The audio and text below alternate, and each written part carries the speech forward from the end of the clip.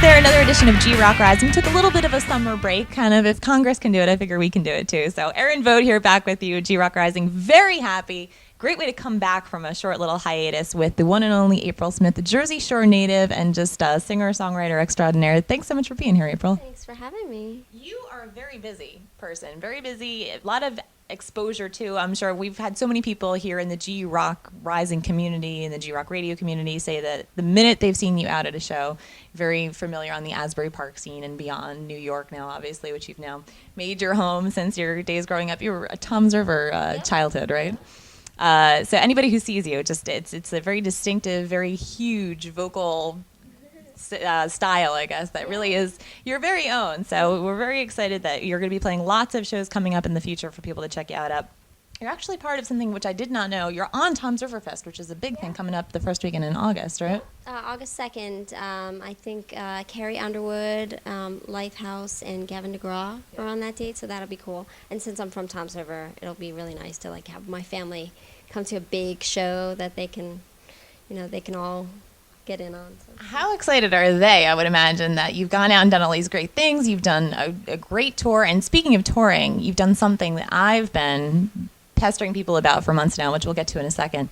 But how excited are they to be bringing you back and doing a homecoming thing and getting to brag? And yeah, they're definitely excited. They're gearing up for it already. I'm sure they'll be like the Smith family, the biggest Smith convention at the actual Tom's River Fest, because there aren't enough Smiths around, so.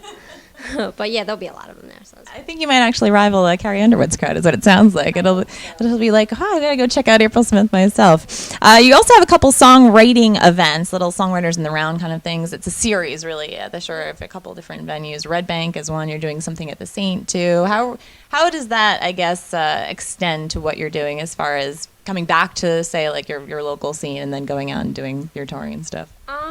It's just, I think it's good to be well-rounded and to, do some acoustic shows and do, and also tour with the band and do some full band things. So that's what I'm trying to do now, is to keep it open and do some different things and, just kind of give the fans a little variety, some acoustic, some full band, and also some like in between where we do like some pared down versions. Like we just did a session at Tainted Blue Studios in Times Square, and we did this like 5-song live performance that we recorded, and actually it's we're going to be playing the Canal Room on July 22nd, and so that live EP of those songs is going to be available for that night only. So it's really cool. Yeah, I think we're on around 8.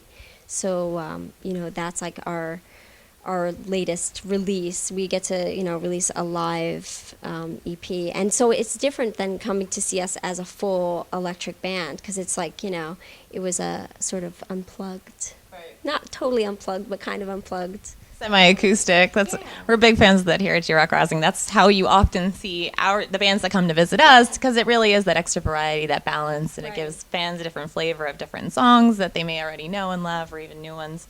And speaking of the touring, wanted to get back to this. You are a very green-minded artist. You went the conversion route with your tour bus, and you've gone around and you've actually made it from New York to Chicago before on a tour bus that is veggie oil powered. Can you just what was that's something that I just finally got to drive, a car that was converted, and it was amazing. I did. You drove a veggie car? I did. I drove a car. We have a good friend of the station here at GROCK, and got to drive a car, and it was an amazing thing to know that you're driving something that's just emitting. It's such a less of a footprint, and to know what you'd be able to do for yourself, and obviously for your bills at this point, which is what some people think of first. But just to be able to go and do it as a musician and as a band, how was the experience? And I guess you're continuing it too. Or? Yeah, we have a bus. It's a tour bus. It's an old, not old. It's a 95 Chevy tour bus. It's actually a school bus. It was a military bus. And it's kind of funny because you have there's a plaque in the bus that says "Do not discuss classified," and we just kind of kept it in there because it's so funny. But yeah, it's a diesel bus, and basically I installed a second tank and all this these like the valves. installed like a bunch of like fuel heaters, and it's like it's a really involved process, and you kind of have to research it. I researched it for like a year and a half before I was like, okay, think I can commit to this now, and so Mr. Belvedere is our tour bus.